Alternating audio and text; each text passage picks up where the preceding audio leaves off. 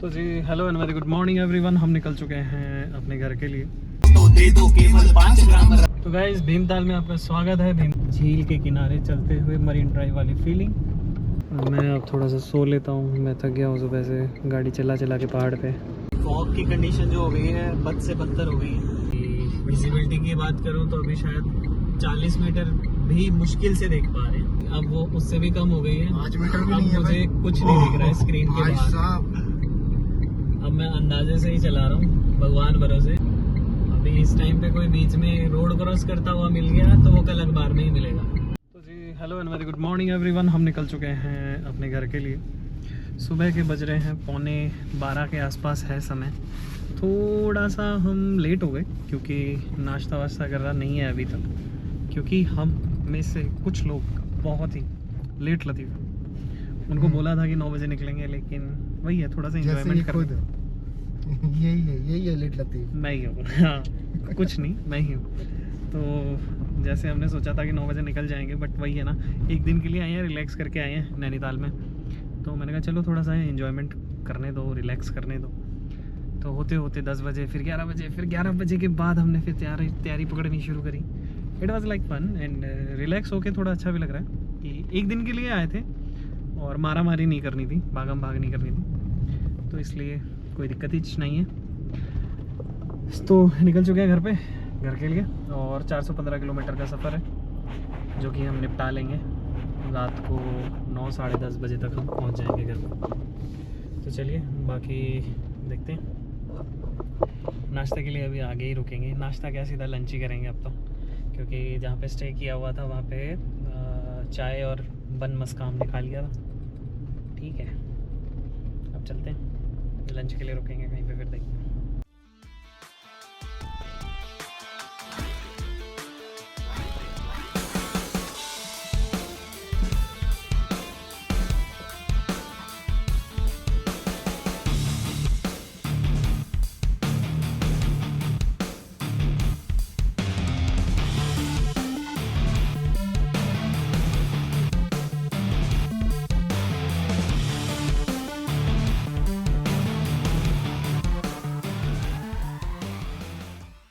मैत्री की राह बताने को, सबको सुमार्ग पर लाने को, दुर्योधन को समझाने को, भीषण विध्वंस बचाने को, भगवान हस्तिनापुर आए, पांडव का संदेशा लाए। दुनियाएं अगर तो आधा दो, पर इसमें भी कभी बाधा हो तो दे दो केवल 5 ग्राम। रखो अपनी धरती तमाम, हम वही खुशी से खाएंगे, परिजन पर हसीना उठाएंगे। दुर्योधन वह भी दे न सका आशीष, समाज की ले न सका, उल्टे हरि को बांधने चला, जो था असाध्य साधने चला। जब नाच मनुष्य पर छाता है, पहले विवेक मर जाता है। हरि ने भीषण हुंकार किया, अपना स्वरूप विस्तार किया। डगमग डगमग दिग्गज डोले, हाल कुपित होकर बोले, जंजीर बढ़ाकर साध मुझे, हा हा दुर्योधन बांध मुझे। निरंजन भव वंदन, जन मन रंजन दाता, जन मन रंजन दाता। संकट मिटे हैं क्षण में उसके, जो नर तुमको ध्याता। तो गाइस अभी रास्ते में हमें ये मिला है, ये दोस्त आश्रम है ये, और यहाँ पे अगर आप देखोगे तो बहुत ही बड़ी जगह और बहुत ही बड़े शिव जी वहाँ पर विराजमान हैं। आश्रम वहाँ पे बना हुआ है, पता नहीं कौन से संत महात्मा का है वो, पर देख के बहुत अच्छा लग रहा है।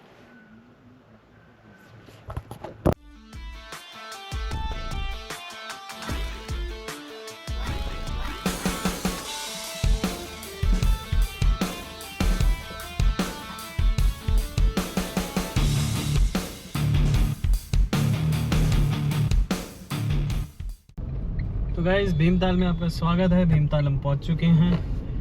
नैनीताल से भीमताल की जो टोटल डिस्टेंस है वो 65 किलोमीटर है, जिसको कवर करने में हमें लग गए हैं 3 घंटे, क्योंकि जाम बहुत था। और अगर आप यहाँ के नज़ारे देखोगे तो बहुत ही बढ़िया झील के किनारे चलते हुए मरीन ड्राइव वाली फीलिंग।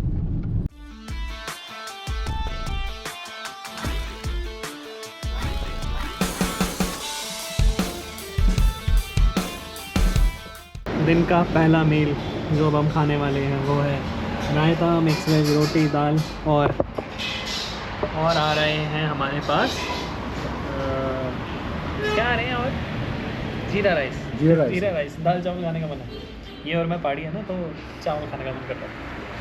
बाकी हमारे पीछे जो महाशय बैठे हैं उनको रोटी ही खानी होती है, तो मैंने कहा चलिए सर आप रोटी का आनंद लीजिए, हम चावल का आनंद लेंगे। ओहो चावल भी आ गए गर्मा गर्म। वाह भैया, चलो जी दिन की पहली मील का आनंद लिया जाए और ताबड़तोड़ खाना खाया जाए। Hello and very good evening everyone. हम पहुंच चुके हैं हल्द्वानी के आसपास और पहाड़ी जो क्षेत्र था वो ख़त्म हो चुका है। फाइनली मैं आ चुका हूँ बैक सीट पे रेस्ट करने के लिए और गाड़ी की फ्रंट सीट पे बैठे हैं नैने और मिस्टर दानी। तो चलिए आगे का सफ़र कुछ जारी रखा जाएगा और मैं अब थोड़ा सा सो लेता हूँ। मैं थक गया हूँ सुबह से गाड़ी चला चला के पहाड़ पे। हाँ now I will take some rest. मिलते हैं आपसे थोड़ी देर में।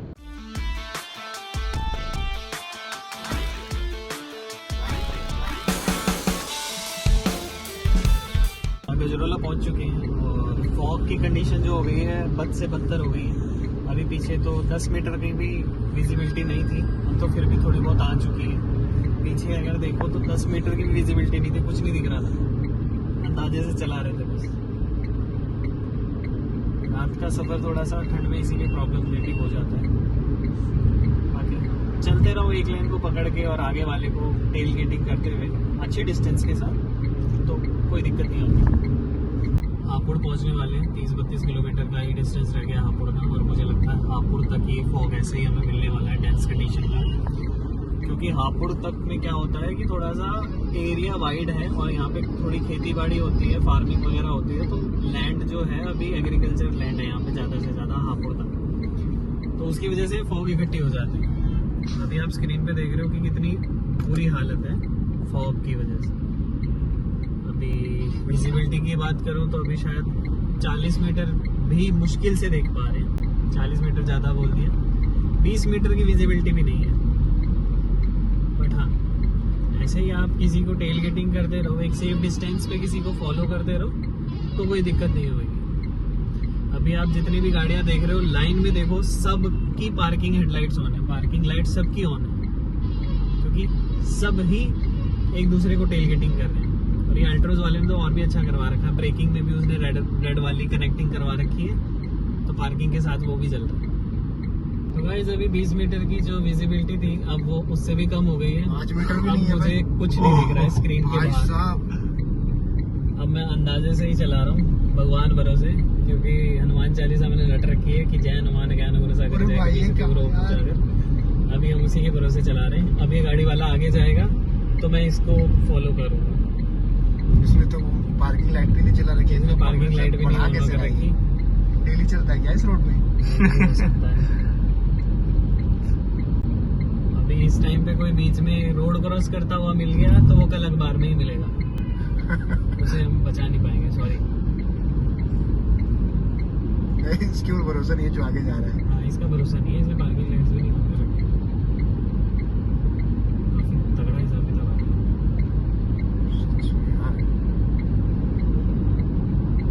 बट मोबाइल में वो नहीं दिखता, पता है जो मोबाइल में नहीं दिखता। जो हम रियल में सोच रहे हैं, देख रहे हैं ना कि मोबाइल। तो जी हाईवे पे धुंध की वजह से सारे के सारे आउटलेट जो हमने छोड़ दिए, क्योंकि हमें दिखे ही नहीं कि वहाँ पे खाने का आउटलेट है या नहीं। वैसे तो हम शिवा टूरिस्ट ढाबे को ढूंढ रहे थे, बट शायद धुंध की वजह से वो खो गया।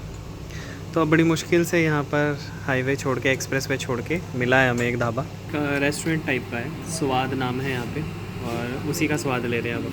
तो यहाँ पे खाने में आ चुका है बटर रोटी, आलू जीरा और पनीर, कढ़ाई पनीर, और साथ में हमारे पास है रायता, और मीठे में आ रहा है अभी गुलाब जामुन, जो कि एंड में आएगा। तो चलिए खाना खाने के बाद अभी 40-50 किलोमीटर बचा हुआ है, उसको लपेटते हैं और घर निकलते हैं। बाकी बात गाड़ी में करेंगे, टेस्ट करेंगे वहाँ दूँ। एंडिंग में आ गया जी रसगुल्ला, गुलाब जामुन, सॉरी रसगुल्ला नहीं। तो इसको खाने के बाद अपन निकल लेंगे घर की तरफ। समय कितना हो रहा है? 10:50। 11 बजने को आए और अभी तक हम अपनी मंजिल पर नहीं पहुंचे हैं। सुबह के 12 बजे के निकले हुए हैं और ऑलमोस्ट 12 बजे ही पहुंचेंगे, क्योंकि 1 घंटा और लगेगा अभी अपने को।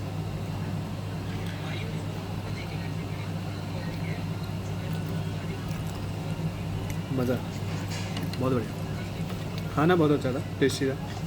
दम आलू जो आलू जीरा मंगवाए थे उसमें मज़ा आ गया खा के।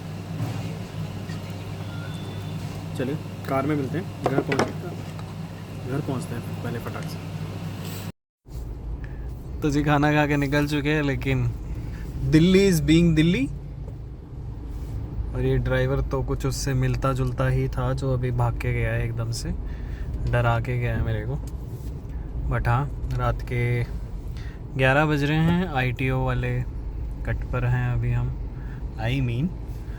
रात के 11 बज रहे हैं। दिल्ली मेरठ एक्सप्रेस हाईवे पर हैं और यहाँ पर लगा हुआ है तगड़े वाला जाम। एम्बुलेंस भी फंसी हुई है, हालांकि एम्बुलेंस में कोई है नहीं, बट रात के 11 बजे भी ये जाम की स्थिति बहुत तगड़ी बनी हुई है। चलिए देखते हैं, आगे निकलते हैं इससे। ये जाम है गाइस, नीचे उतर के MCD का टोल देने का, और इस MCD की वजह से पता नहीं, अभी पीछे तो 500 मीटर लंबा जाम लग चुका है, आगे पता नहीं और कितना लगेगा। यार MCD वालों को अभी तो कुछ करवाओ यार, क्या फ़ायदा।